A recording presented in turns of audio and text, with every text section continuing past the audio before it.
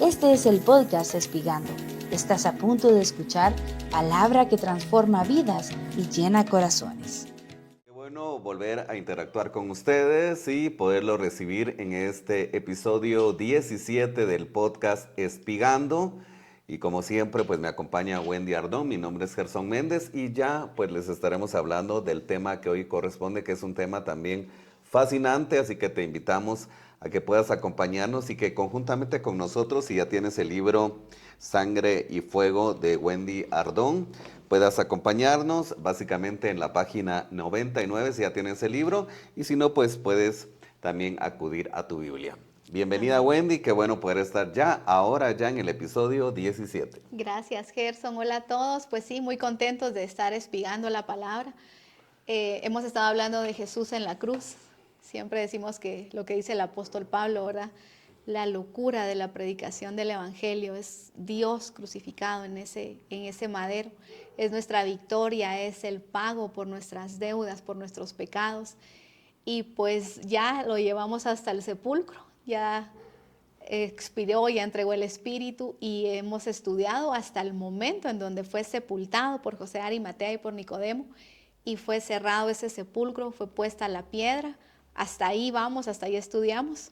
Pero nos encontramos con esta página 99. Yo pensé que hoy íbamos a hablar ya un poquito del juicio y de lo que pasó en lo celestial, pero hay algo más ahí, Gerson.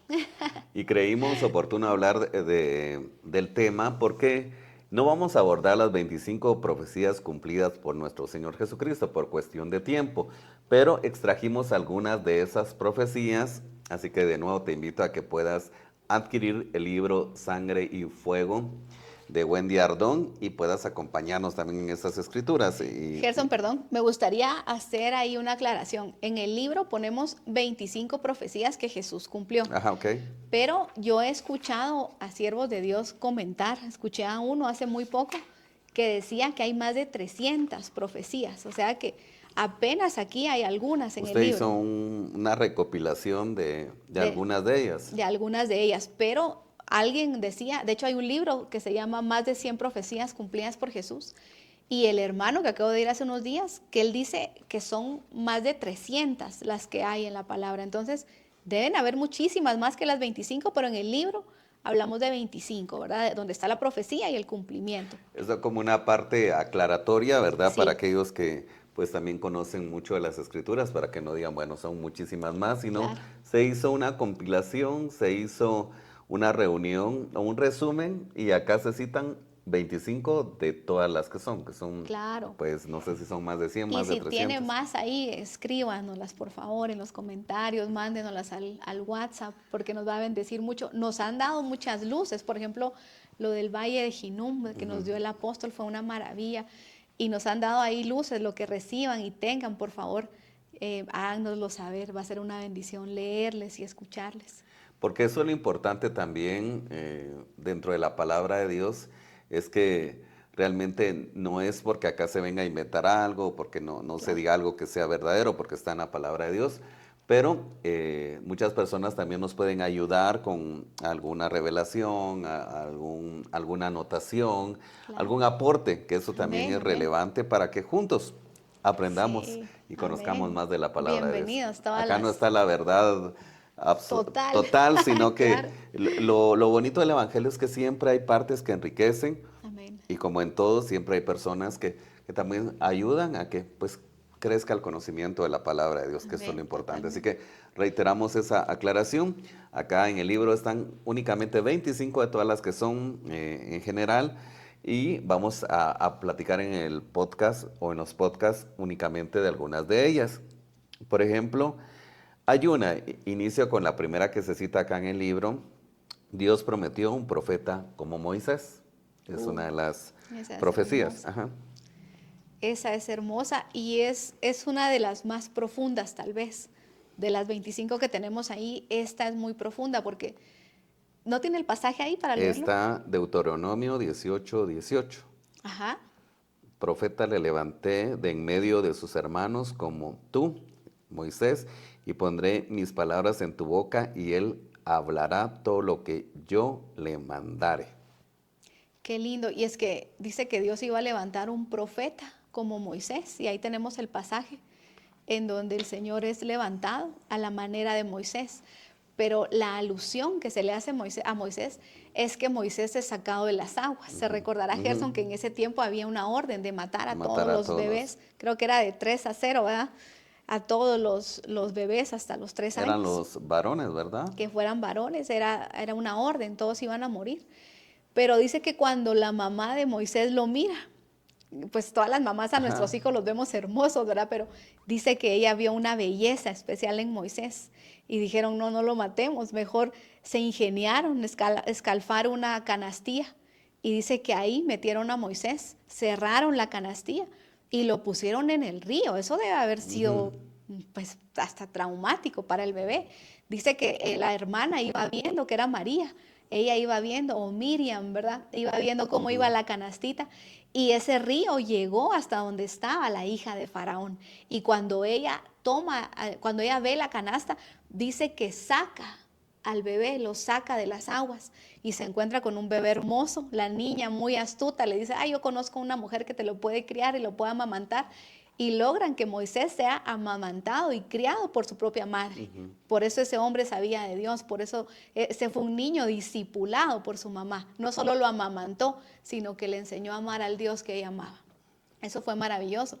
Pero la característica de ese profeta es que fue sacado de las aguas. De las aguas. Y nosotros vamos a ver cómo en el transcurso de estos estudios, Jesús ahorita lo tenemos en el sepulcro, ¿verdad? Hasta ahí va el estudio.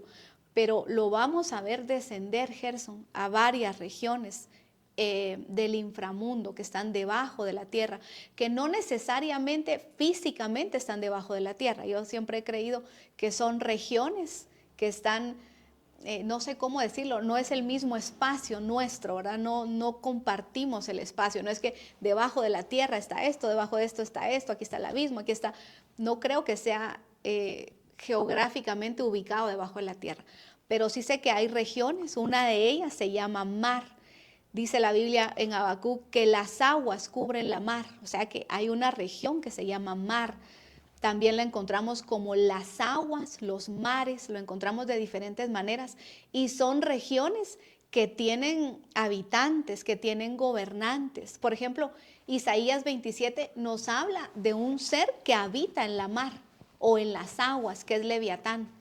Y nos habla solo Isaías, si quieren leámoslo, porque decidimos que las profecías que íbamos a tomar iban a ser sorpresa aquí en el pleno podcast. Entonces no tenemos pasajes preparados, pero miren lo que dice Isaías 27. Dice, en aquel día Jehová castigará con su espada dura, grande y fuerte al Leviatán. Léalo conmigo ahí en la pantalla. Leviatán, serpiente veloz, ese es uno. Al Leviatán, serpiente tortuosa, este es otro. Y matará al dragón que está en el mar. Leviatán, serpiente veloz, Leviatán, serpiente tortuosa y el dragón del mar. ¿Qué es eso? ¿Quiénes son los leviatanes? Mire, déjeme darle un poquito de Leviatán, pues porque nos metimos aquí a Moisés, que es un profeta sacado de las aguas. En Job hay una descripción de Leviatán, que es un habitante de las aguas o del mar. También hay descripciones de dragones, Gerson, pero específicamente de Leviatán. Hablemos de Leviatán. Miren Job 41. En Job 41 ahí está la descripción de cómo es un Leviatán. No quiere decir que en ese mar, en ese hábitat, en ese lugar llamado aguas o llamado mar, hayan solo dos leviatanes, el leviatán serpiente veloz, el leviatán serpiente tortuosa y el leviatán del que habla el 41. No puede ser que en toda una región habiten solo 3 seres. Si hay un gobernante es porque hay gobernados. Si hay un gobierno es porque hay súbditos. Entonces es como que alguien en otro mundo, en otro lugar, le hablaran de los humanos y le describieran a 2, 3 humanos. Estos gobiernan, pero no son los únicos habitantes. Si gobiernan es porque hay a quien gobernar. Entonces este lugar está habitado por seres como Leviatán y como los dragones. ¿Existen los dragones, hermana? Pues la Biblia habla de dragones, habla de seres. Es más, una versión habla de sirenas. Hay muchas criaturas de las que la Biblia nos habla, pero miren cómo es un leviatán. Job 41:1. ¿Sacarás tú al leviatán con anzuelo? Le pregunta Dios a Job. O con cuerda que le eches en su lengua. Le está diciendo, ¿te atreverías tú? Pondrás tú soga en sus narices y horadarás con garfio su quijada. Multiplicará él ruegos para contigo. Le dice, te rogará a ti, Leviatán. O sea que es un dragón, pero habla. Y dice Dios, te va a rogar a ti, Leviatán. Déjenme leerle, porque esto es muy largo, es todo el capítulo. Miren lo que dice el verso 19, 18. Con sus estornudos enciende lumbre. Si Leviatán estornuda, enciende el fuego. Sus ojos son como los párpados del alba, como cuando está amaneciendo. Dice que cuando él abre los ojos es como que fuera el amanecer. Es enorme. De su boca salen hachones de fuego. Centellas de fuego proceden. De sus narices sale humo como de una olla o caldero que hierve. Su aliento enciende los carbones y de su boca sale una llama. En su cerviz está la fuerza y delante de él se esparce el desaliento. O sea, da mucho miedo este ser. Las partes más flojas de su carne están endurecidas, están en él firmes y no se mueven. ¿Qué más les puedo leer? Verso 26, cuando alguno lo alcanzare, ni espada, ni lanza, ni dardo, ni coselete durará. Estima como paja el hierro. Si usted lo lee, es un ser que da miedo. Es un dragón. Estornuda y hace fuego, de su nariz sale humo. Estamos frente a un dragón. Y si quieren leamos otro que es Behemoth, aquí atrásito en Job 40. Dice, he aquí ahora Behemoth, el cual dice como a ti, hierba come como buey. Hasta ahí va bonito, ¿verdad? Job 40. Job 40, 15. Verso 16. He aquí ahora su fuerza está en sus lomos, su vigor en sus músculos. Oigan el 17. Su cola mueve como un cedro y los nervios de sus muslos están entremecidos. Sus huesos son fuertes como el bronce.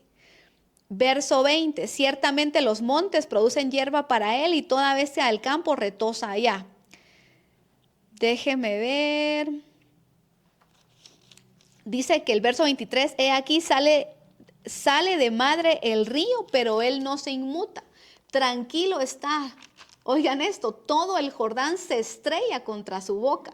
Le tomará alguno cuando esté vigilante y horadará su nariz. Este es otro ser. Este está en el campo y está en el agua.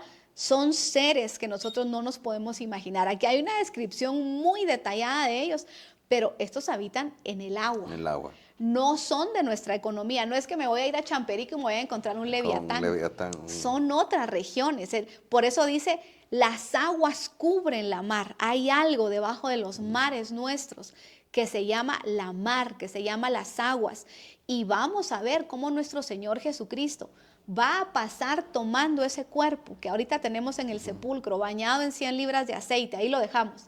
Pero vamos a ver a un Jesús yendo a juicio, saliendo condenado, porque según el apóstol Pablo en Corintios, Dios por amor a nosotros lo trató a él como al mismo pecado. Y cuando él va a juicio no le fue bien en el juicio, le fue muy mal en ese juicio porque él iba como el mismo pecado, se presentó al juicio el pecado. Dice que Dios lo trató a él como el mismísimo pecado por amor a nosotros. Entonces, él sale condenado de ese juicio y vamos a ver cómo el Señor va por ese cuerpo y va a muchas regiones. Pero una de las regiones a las que va Gerson es a las aguas. Y él es sacado de las aguas. Por eso dice que se iba a levantar un profeta como Moisés, que iba a ser sacado de las aguas, porque vamos a ver a un Jesús que va a ser sacado de las aguas. Si se recuerdan cómo se hacía el holocausto, los que nos han seguido desde el episodio número 1, Levítico 1:4 dice, si es un holocausto tu sacrificio, hay que desollarlo, hay que romperle las patitas, partirlo en piezas y pasarlo por abundante agua. Eso era algo que tenía que pasarle al cuerpo del holocausto. Había que pasarlo por aguas y Jesús pasó por esas aguas, pasó por esas regiones y vive Dios que lo pasaron por abundante agua. Él dice, las aguas me han llegado hasta el alma. Vamos a estudiar esos pasajes, pero no cabe duda que a la manera de Moisés que fue sacado de las aguas, Jesús fue sacado de las aguas. Bueno, interesante esta primera profecía que se cumplió y hemos Amén. dado ahí, y Wendy nos ha hecho favor de también compartirnos los textos bíblicos donde está descrito todo esto, así que también queremos invitarlos a que ustedes también nos puedan acompañar en la lectura bíblica conforme vayan surgiendo los textos que hacen alusión a lo que se está abordando. Gerson, ¿me deja darle Ajá, sí, sí, acá hay uno más otras de las profecías, aguas? sí, de las aguas. Miren el Salmo 18. Salmo 18 es una belleza, es de esos salmos que contienen una riqueza bíblica, pero espectacular, desde el capítulo 1, versículo 1 hasta el último de ese salmo. Pero el Salmo 18, 17, desde el 16 dice, envió desde lo alto, hablando del Padre, me tomó, me sacó de las muchas aguas. Ahí está el profeta sacado de las aguas. Me libró de mi poderoso enemigo. Ya vimos que con un estornudo el Leviatán hace fuego. Era un enemigo poderoso, mucho más poderoso de lo que Jesús era en ese momento, porque Jesús bajó en cuerpo humano. Y no solo era un cuerpo de hombre, 100% hombre, sino que era un cuerpo que estaba lastimado, era un cuerpo reducido. Después de la crucifixión, ¿se imaginan cómo estaba ese cuerpo? Y Jesús era hombre, él no bajó como Dios, él bajó como hombre, reducido por el pecado. Y dice, me libró de mi poderoso enemigo, de los que me aborrecían, pues eran más fuertes que yo. Me asaltaron en el día de mi quebranto, mas Jehová fue mi apoyo. El Padre lo sacó de las muchas aguas. Y ojalá para de una vez sacarlo de ahí. No, lo sacó de ahí apenas en ese, creo que es el cuarto descenso, cuando está en las aguas. Tenía que descender todavía a los abismos, todavía le faltaba medio camino por delante, pero esa es la base, una de tantas, que el Padre lo sacó de las muchas aguas. Bueno, interesante esta profecía. Hay muchas, ¿verdad? Acá las quiero describir en orden, en el que está escrito acá en el libro. Sería del linaje de David, del tronco de Isaí, nacería de una virgen. Gerson, solo con la de David Ajá, hay algo muy bonito, ajá, y sí, es que sí. Dios le prometió a David un rey eterno. Ajá. Le dijo, de tu linaje va a salir un rey eterno, alguien que va a gobernar para siempre, no iba a morir. Si era eterno es porque no muere. Entonces, cuando nace Salomón, todos piensan, esta es la promesa, porque Salomón es que el reino de Salomón fue opulento, fue llamativo, fue excelso, era maravilloso el reino de Salomón, pero Salomón muere. Entonces, cuando Salomón muere, pues la profecía, y no que iba a levantar de este linaje un rey eterno, no era Salomón. Y así vino uno tras otro de los hijos de David, hasta que nace Jesús de la tribu de Judá, del linaje de David. Por eso cuando aquel ciego le gritaba, Jesús, hijo de David, le estaba diciendo, tú eres el cumplimiento de esa profecía. El hijo de David que iba a reinar para siempre. Todos los que le llamaron hijo de David tuvieron la revelación, este es el rey eterno del linaje de David. Ahora quiero preguntarle algo, porque más de alguno cuestionará. Bueno, si Jesús obviamente fue puesto en el vientre de María, se supone que no tenía genealogía, ¿verdad? O sea, se supone pues porque no, ¿cómo le sé decir? No creció en el seno de una familia que viniera de generación en generación o atrás, pero tiene No que ver traía mucho la con sangre de José.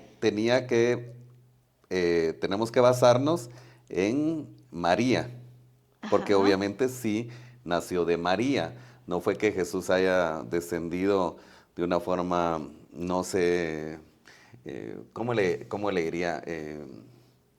Que no era la normal de crecer, por ejemplo. Pero sí quiero pensar por qué se habla de la genealogía. ¿Tenía que ver con la genealogía de María o de José? Se basa en la genealogía de José. Cuando De José. nosotros miramos, el que nos da la genealogía es Lucas. Si quieren, Ajá. veamos. Creo que él es el que la da más detallada. Nos dice cuántas generaciones habían. Sí, porque más de Veamos. algunos se cuestionará, bueno, ¿y cómo es esto de la genealogía de Jesús? Claro, ¿Cómo surge esto? está basado, está basado en José, porque pues José. José era el Ajá. papá. Pero Jesús fue encarnado en María de una manera sobrenatural. Ajá. O sea, él definitivamente no tuvo intervención de José. Dios lo encarna en María. Pero sí, cuando vemos la genealogía, vemos a Jesús en el linaje de David porque José venía del linaje de David. Vamos a verlo en Mateo porque no lo encuentro en Lucas. Me recuerdo que Lucas tenía algo bonito de la genealogía, pero leámoslo aquí en Sería Mateo. Lucas 7, 16, 17. No, ¿Qué no. dice ahí? Y todos tuvieron miedo y glorificaban a Dios diciendo, un gran profeta se levantó entre nosotros y Dios ha visitado a su pueblo y se extendió la fama de él por toda Judea, región de alrededor de No. Lucas. No, es Mateo 1.1, dice el libro de la genealogía de Jesucristo, hijo de David, hijo de Abraham. Ese es, sí. Mateo 1.1. Sí, Ajá. aquí está. En Mateo 1.1 nos dice hasta cuántas generaciones habían. Dice, libro de la genealogía de Jesucristo, hijo de David. Ese es el cumplimiento de la profecía. Jesús era de la línea de David. Hijo de Abraham, Abraham engendró a Isaac, Isaac a Jacob, y ahí se viene. Llega hasta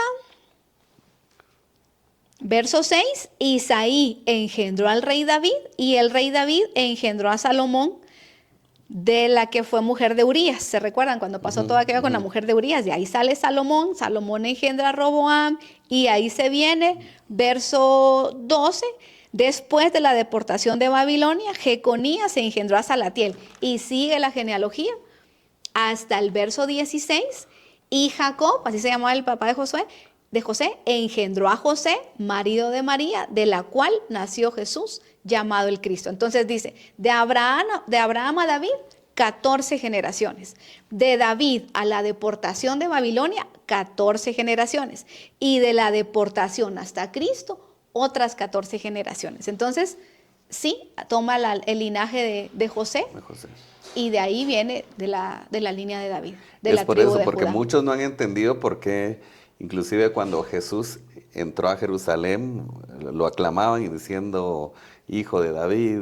Esa es la profecía. Y también, no sé si fue, ya me corregirá, no sé si fue Bartimeo o algunos de los que sanó Jesús, que lo trataba así, hijo de David, Sí, ten que era el misericordia. ciego. Él fue Ajá. uno de los que tuvo esa revelación. Le gritó, Jesús, hijo de David, ten misericordia de mí. O Él sea- tuvo la revelación. O sea, era conocida la genealogía o de dónde venía Jesús, no Sí. era un secreto. Claro, todos Ajá. sabían que él venía de la línea de Judá, que es de David. Entonces ahí había una profecía cumplida. Tenía que ser del linaje de David, porque la promesa del Padre se la dio a David. Un hijo tuyo reinará para siempre. Y el único reino eterno que conocemos y que existirá es el reino de Jesús. Entonces la profecía se cumple en Jesús, naciendo del linaje de David. Bueno, ya luego hay otras profecías, nacería de una virgen, nacería en Belén de Judea, su nacimiento fue prometido, le visitarían multitud de reyes para adorarlo. Esa es una profecía que está en Isaías. Creo que lo abordamos una vez, creo que En un podcast. ¿Y ese qué versículo es, Gerson? es Salmos 72:10. Salmos 72, capítulo 72, versículo 10. Esta es una profecía que al Cordero de Dios le iba a suceder esto. Ajá. Dice, los reyes de Tarsis y de las costas traerán presentes. Los reyes de Sabá y de Seba ofrecerán dones. Todos los reyes se postrarán delante de él. Todas las naciones le servirán. Ajá. Es una profecía que está partida en dos. Va a llegar un momento en donde todas las naciones servirán al Señor. Pero esta profecía dice que reyes vendrían a darle presentes. Y hay otro pasaje de Isaías que profetiza sobre él, ¿verdad? Que está por ahí. ¿Será Isaías 66? Isaías 66. ¿Cómo dice ese? Dice, multitud de camellos te cubrirá, dromedarios de Madián y de Efa, vendrán todos los de Sabá, traerán oro e incienso y publicarán alabanzas de Jehová. Esa es la profecía, que iban a llegar reyes, pero dice multitud de reyes llegarán y te llevarán incienso. Dice que le iban a llevar y no dice que eran 3 reyes. Eso lo habíamos ahí pinceleado, pero no habíamos leído los pasajes. En Isaías y en Salmos están esas profecías. Multitud de reyes llegarán a él y le llevarán presentes. Entonces, no fueron 3 reyes, ¿verdad? Que vinieron de Oriente. Fue multitud de reyes Y que con regalos. hasta les pusieron nombre por ahí. Hasta les pusieron Les nombre. pusieron y cara. nombre, color, diseño y muchas cosas. Sí, pero la profecía es que iba a ser una multitud de reyes que cuando llegaron al palacio y dijeron, ¿dónde está el rey? Conmocionaron. Dijeron, aquí no ha nacido ningún rey. Pero sí conmocionaron. 3 reyes no conmocionan a nadie. No, y aparte, imagínense usted, no sé cuántas millas, kilómetros tuvieron que trasladarse de su lugar de origen hacia donde Sin nació duda. Jesús. Caminar 3 personas dentro de ese recorrido, Claro, no. era toda una Era compañía. toda realmente una caravana, compañía, era realmente... Y que sabían de Jesús porque venían de Oriente, son reyes de Oriente, sí, habían reinos allá de Oriente y ellos traían la enseñanza abrahámica, Abraham les había enseñado. Un día vamos a profundizar en ellos, nos quedan 5 minutos, pero ellos traían una enseñanza legítima de Abraham, de la línea de Abraham, porque ahí encontramos hijos de Abraham. Dentro de todo esto, esto basado en la profecía que estamos hablando acá, la 25 de la que se extrajeron, 25 profecías que fueron cumplidas por nuestro Señor Jesucristo, ¿verdad? Acerca de que lo visitaría multitud de reyes para adorarlo. Y como nos hemos dado cuenta, pues está el cumplimiento en Mateo 2:11. Y dice, al entrar de la casa vieron al niño con su madre María y postrándose lo adoraron y abrieron sus tesoros, le ofrecieron presentes, oro, incienso y mirra. ¿Qué es lo que decía Isaías? Le iban a dar oro, incienso y mirra. Y les quiero dejar el pasaje solo para los estudiosos de la palabra. Génesis 25 dice que Abraham tomó otra mujer cuyo nombre era Setura, la cual le dio a luz a Simra, Joxán, Medán, Madián, Isbac y Suá. Y luego dice a quienes le nacieron a cada uno de ellos. Verso 6, pero a los hijos de sus concubinas dio Abraham dones y los envió lejos de Isaac su hijo, mientras él vivía hacia oriente, a la tierra oriental, allá los envió. O sea que a todos estos muchachos que crecieron, que tuvieron descendencia, dice que Abraham les dio presentes, les dio dinero. Abraham era un hombre millonario. Y dice que los mandó a oriente, a la tierra occidental. Estos fueron enseñados por Abraham, discipulados por Abraham, hijos legítimos de Abraham, que sabían que iban a ser un rey de los judíos iba a nacer, iba a ser el Cordero de Dios. Y ellos vienen de Oriente, Gerson, pero tienen una escuela abrahámica, tienen una promesa y traen presentes. Y no nada más llegan a darle incienso, oro, mirra, llegan a adorar a ese rey. ¿Por qué? Porque son hijos legítimos de Abraham.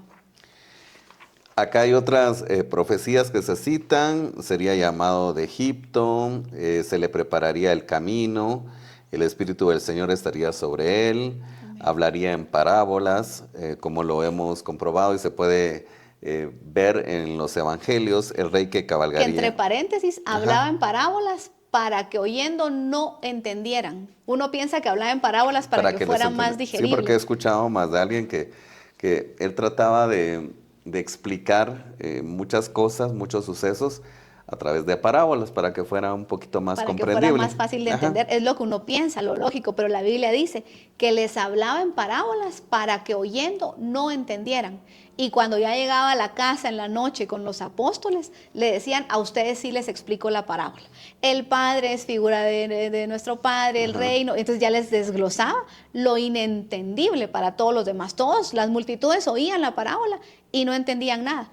Pero era parte del propósito, que oyendo no entendieran.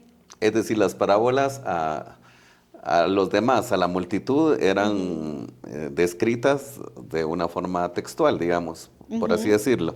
Pero ya a los discípulos ya les era explicado. Les explicaba, les decía, la semilla es la palabra, el reino es esto. Le explicaba cada figura, sí. Ahí cada él explicaba, ejemplo. Les decía, a ustedes sí les es dado la explicación de las parábolas. Es decir, con eso pues los discípulos no podían fingir demencia y decir, pues claro, no entendimos lo que él nos trató de decir. Y aún así, Gerson, no entendían. Cuando él va a ascender al cielo, la última pregunta que le hacen es, ¿restaurarás ahora el reino a Israel?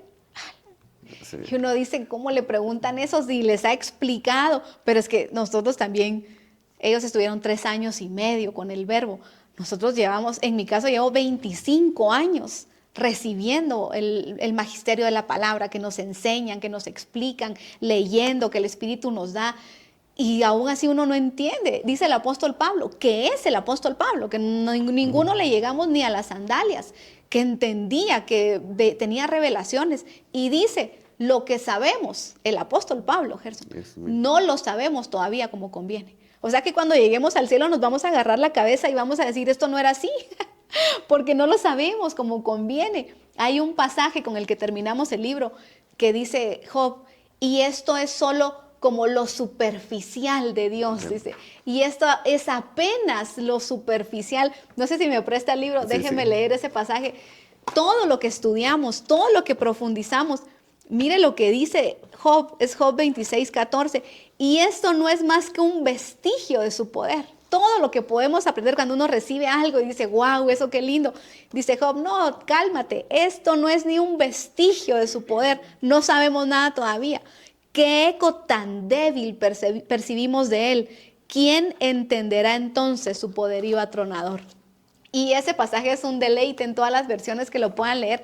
Esto es apenas un eco de su voz, todo lo que podamos entender. Entonces, creo que lo que los discípulos y apóstoles lograron entender fue muy poco. El Señor les fue revelando, por eso dijo, les voy a mandar al Espíritu Santo para que a Él le pregunten. Y bendito Espíritu Santo que hoy está, porque a Él le preguntamos, porque Él está enseñando, porque Él está revelando, porque cada vez la luz es más grande, Gerson, cada vez hay más revelación.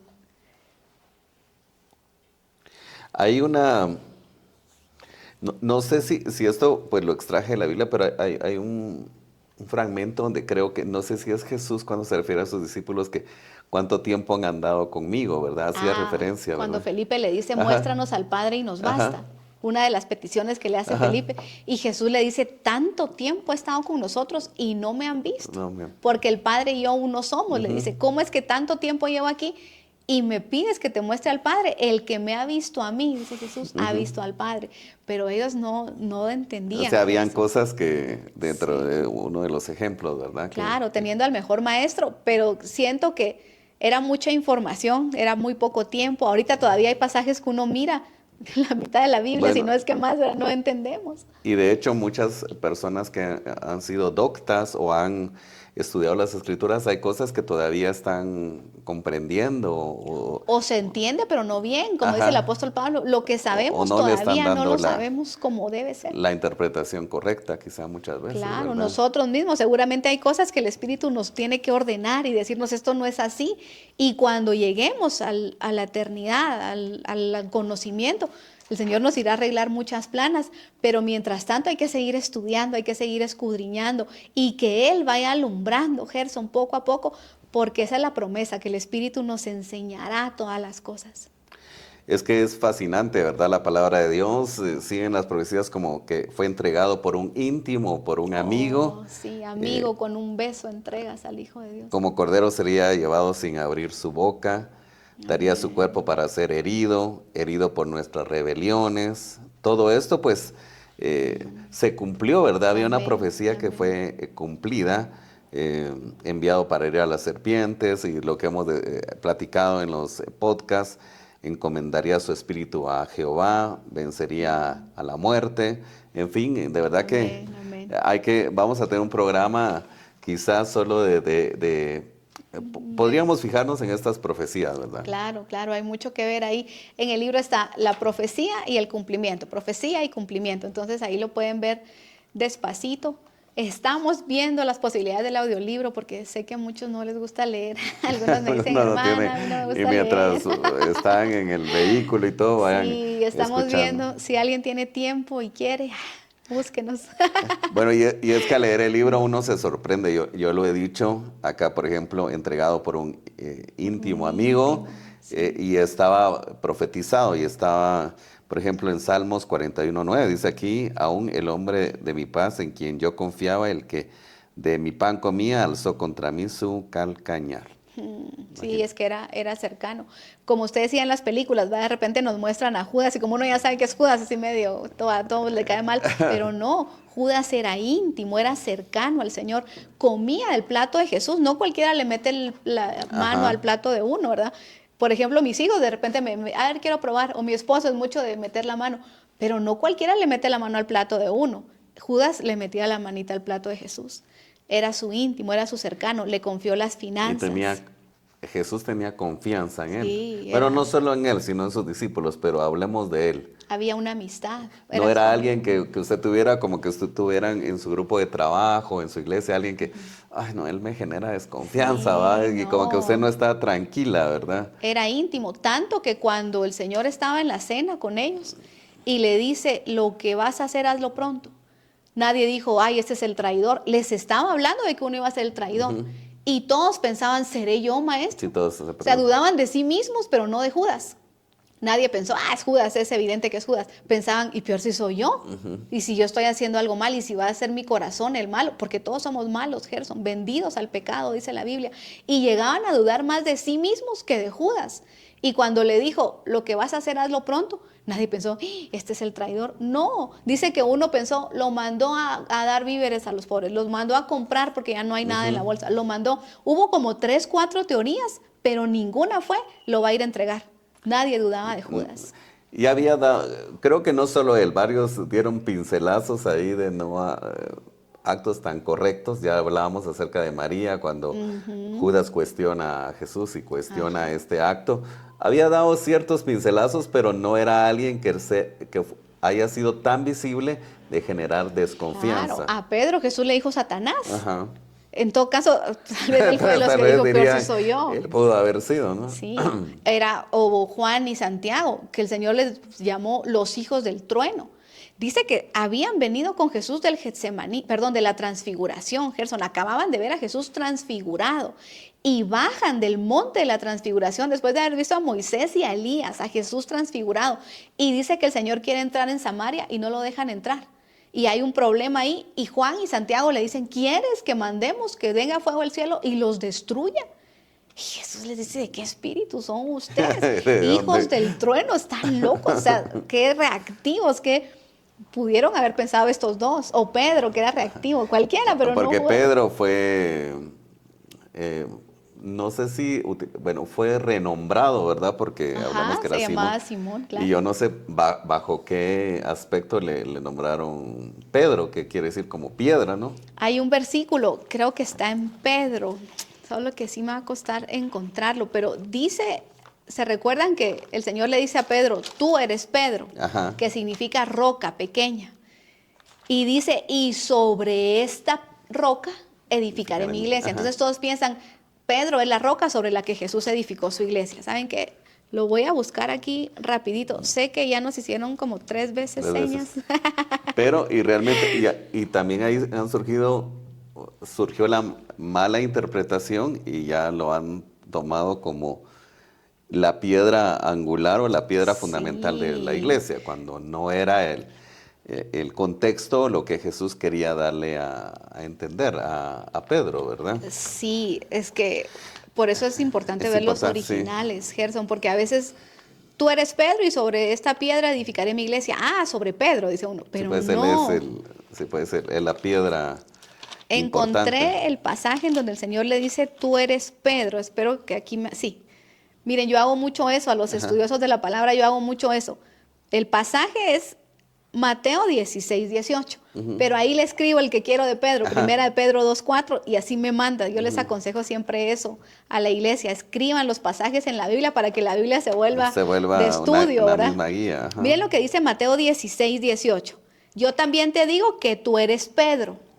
Es más, la misma Biblia lo dice aquí, Gerson. En Pedro tiene un número 1 y es Petros, que es una piedra pequeña. Si usted tiene una Biblia de estudio ahí, la misma Biblia dice, tú eres Pedro, Petros, piedra pequeña. Y sobre esta roca, que no es Pedro, sino que la palabra es Petra, roca. Esta es una roca grande, hablando de sí mismo. Sobre esta roca edificaré mi iglesia y las puertas del Hades no prevalecerán contra ella. Si Pedro hubiera entendido que Jesús le dijo, tú eres piedra y sobre ti edificaré mi iglesia, no nos diría lo que dice aquí en Pedro. Miren lo que dice en primera de Pedro 2:4. Que justo estaba en la página. Miren. Dice, acercándonos a él, dice Pedro. Este es Pedro hablando. Primera de Pedro 2:4. Acercándonos a él, piedra viva, Petra, la piedra grande. Desechada ciertamente por los hombres, mas para Dios escogida y preciosa. Vosotros también como piedras vivas, Petros, O sea, Pedro está diciendo, ustedes igual que yo, como piedras, todos somos petros, piedras pequeñas, como piedras vivas, sed edificados como casa espiritual y sacerdocio santo para ofrecer sacrificios espirituales. Pero ¿qué está diciendo Pedro? La piedra, el edificio va sobre la petra, piedra, edificados todos sobre Jesús. Y Pedro dice, y todos nosotros. Él no dijo, yo soy la piedra. Ajá. Él dijo, todos nosotros, piedras vivas, petros. Todos somos piedras vivas. Bueno, inclusive ejemplifican o hay imágenes que quieren describir a Pedro con llaves, con unas llaves como las llaves del cielo. Que eso sí, eso es cierto. Ajá. Dios le dio a él las llaves del reino. Y Pero ¿las llaves para qué sirven? Para abrir. para abrir. Y eso es lo que Pedro tenía que hacer, abrir y ya. O sea, no es que se quedó en el cielo como el dueño de la único Sí, porque así señor de las dicen, llaves. inclusive, de que él va a estar, lo va a estar esperando uno en la entrada del cielo. Sí, dicen. pero Jesús le entregó Sí, las llaves a Pedro. ahí sí. ¿Y qué pasó? Le entrega las llaves y dice que él es el primero que predica. Cuando predica con los judíos y se le convierten, no me recuerdo si en el primer mensaje fueron 3,000 o 5,000, pero es una cantidad de gente, miles de personas en el primer mensaje. Después, entre el lapso de Pedro y la siguiente prédica, aparece Juan. El Señor se le aparece a Saulo de Tarso, lo deja ciego, manda al discípulo, le caen las escamas de los ojos, y cuando eso sucede, Pablo inmediatamente quiere predicar, porque ese es el impulso del predicador, una necesidad impuesta, dice el apóstol Pablo, y dice que se pone a predicar, Gerson, y casi lo matan. Predicándole a los gentiles, dice que hubo una turba y casi lo matan. Lo tuvieron que sacar por una ventanita, metido en una canasta. Y huye, apóstol Pablo. Entonces, Pablo, ¿y qué pasó aquí? Es que tú no tienes las llaves, las tiene Pedro. Entonces aparece Hechos 9, si no estoy mal, donde le dicen a Cornelio, manda a llamar a Pedro para que ya le predique a los gentiles. Tenía 2 llaves, la llave de los judíos y la llave de los gentiles. Entonces le dicen, Pedro, predica ya, porque Pablo ya está listo, pero tú no hay modo que prediques. Entonces lo manda, le tienen que bajar el lienzo, aquel con animales inmundos. Miren cómo nos ve Dios, para que nadie se crea más de lo que es.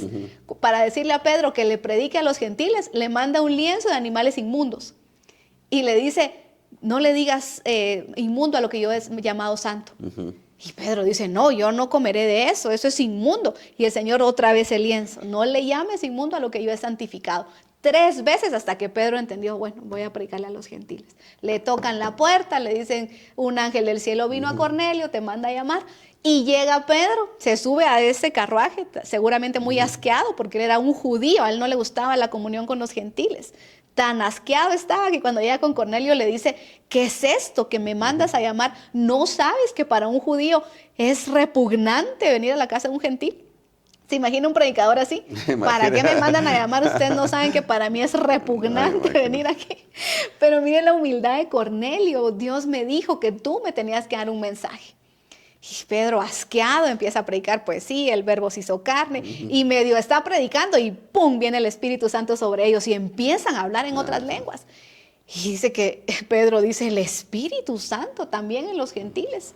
Los bautiza en agua y le deja la puerta abierta a Pablo. Y ahí empieza Pablo, perito, arquitecto de la iglesia.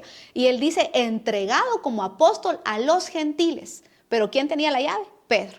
Él le abrió la puerta. Si Pedro no le predica a Cornelio, Pablo no era respaldado, porque Dios al que delega lo respalda. Y estaba esperando que Pedro predique, entonces ya entras tú.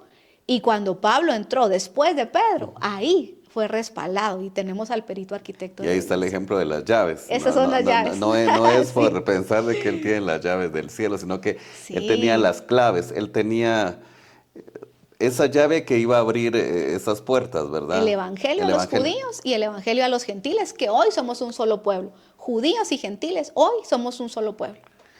Y bueno, ya lo decía, la imagen que citan a Pedro con unas llaves y un gallo, todavía le ponen un gallito a la par.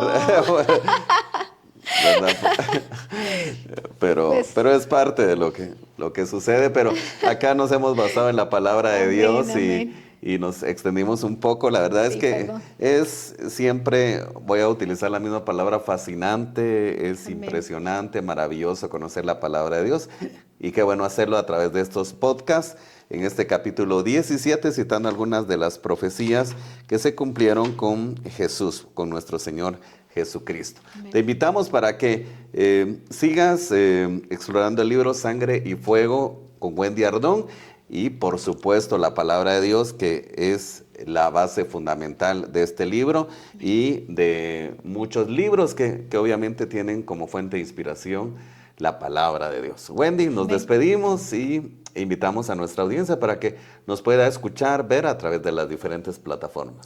Amén, sí los esperamos. Y el otro martes empezamos a estudiar los 3 días y 3 noches que Jesús estuvo muerto, porque ahí nos quedamos, muerto en el sepulcro, en el podcast anterior. Este fue como un refresh por las profecías, pero el otro martes empezamos a estudiar los 3 días y 3 noches que Jesús estuvo muerto. Hay varios escenarios, el escenario cielos, el escenario tierra y el escenario inframundo. Vamos a ir estudiando ese paralelismo de los 3 escenarios, 3 días y 3 noches que el Señor estuvo muerto. Los esperamos. Sigue espigando la palabra de Dios, sigue viéndonos y explorando también estas verdades que están a la luz de la palabra de nuestro Señor Jesucristo, de nuestro Dios. Nos despedimos, gracias Wendita, gracias a Heidi Molina en la producción y mi nombre es Gerson Méndez. Ha sido todo un gusto haberles acompañado en este nuevo Espigando. Hasta luego, bendiciones.